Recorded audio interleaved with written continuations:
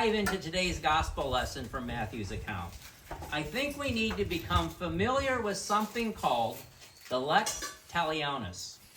That's Latin for law of retaliation, or more popularly known as an eye for an eye and a tooth for a tooth. But why is this important? Well, it held, for example, that when someone hurt your brother, you were entitled to hurt that person in return. And if someone killed a member of your family, you could legally kill a member of their family. And this was important because prior to that, if someone killed your brother, you would kill him plus one more person. So you can see where that would go. The violence would escalate. So an eye for an eye law was intended to be a step towards a more just legal system. More just because it prevented this escalating cycle of violence where whole families and communities got wiped out. The lex talionis then was intended to curb escalation. It was something like an eye for an eye and nothing more than that. And that worked for a long, long time. But then Jesus had another idea. In the 5th chapter of Matthew's account, what we've come to call the Sermon on the Mount, he said, "You have heard it said, an eye for an eye and a tooth for a tooth. But I say to you that you must not oppose those who want to hurt you. If people slap you on your right cheek, you must turn the left to them as well. If they wish to haul you into court and take your shirt, give them your coat too. When they force you to go 1 mile, go 2. Give to those who ask, and do not refuse those who wish to borrow from you." This is our understanding from the New Testament today. May it take root in our hearts, and may it blossom forth from there with acts of compassion and kindness and grace. And no, before anyone asks, I don't have $20 you can borrow.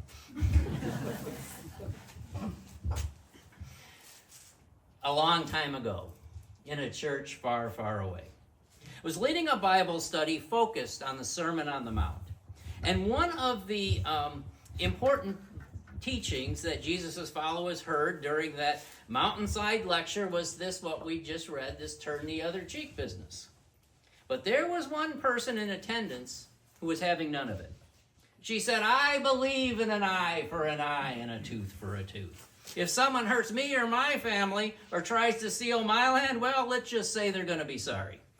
To which I and a couple of other people tried to say, "But Jesus said to turn the other cheek. Doesn't Jesus take priority over the Old Testament?" But she wouldn't relent. She wouldn't let go of her understanding of justice as revenge. And to be fair, that was the basis, the foundation of the lex talionis. But there's something deeper going on here too.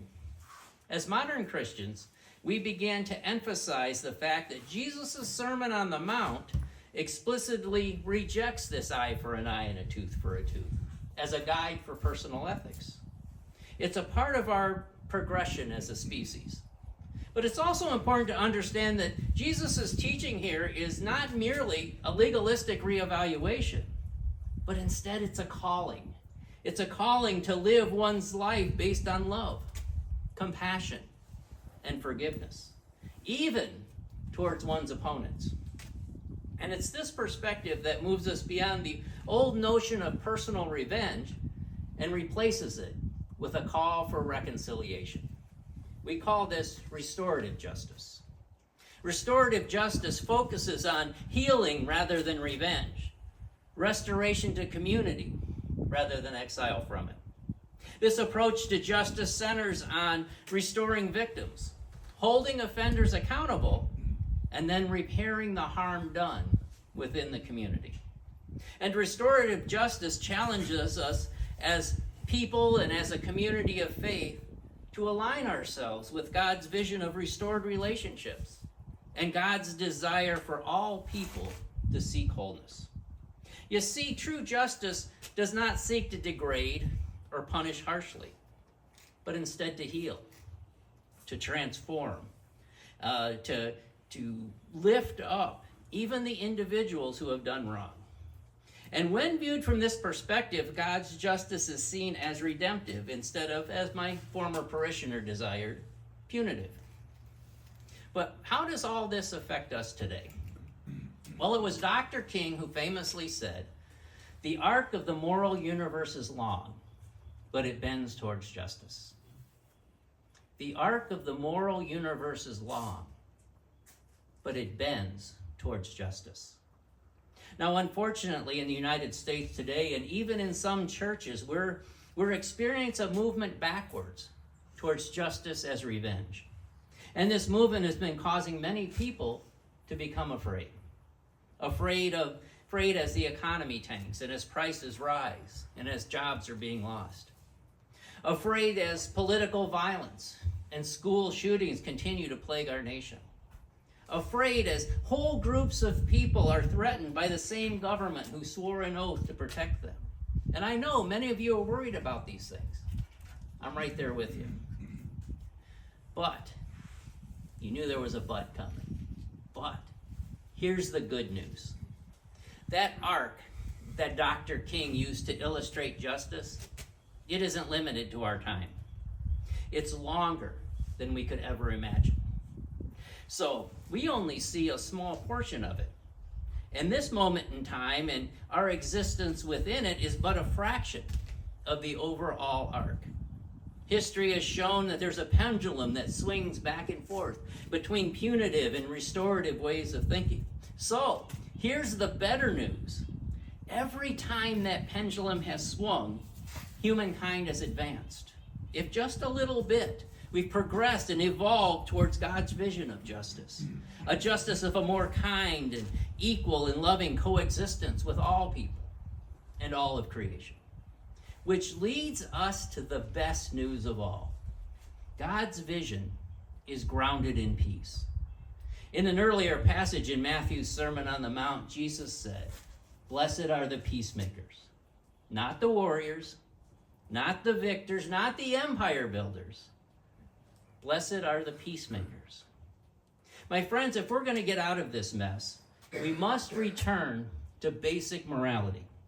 And like God's vision, our morality must be grounded in nonviolent resistance and protest. Our morality must always be peaceful. But peace, or at least this movement back towards peace, is often misunderstood. You see, peace isn't passive. It's not weak. It doesn't ignore danger or injustice, but instead, peace refuses to meet harm with more harm.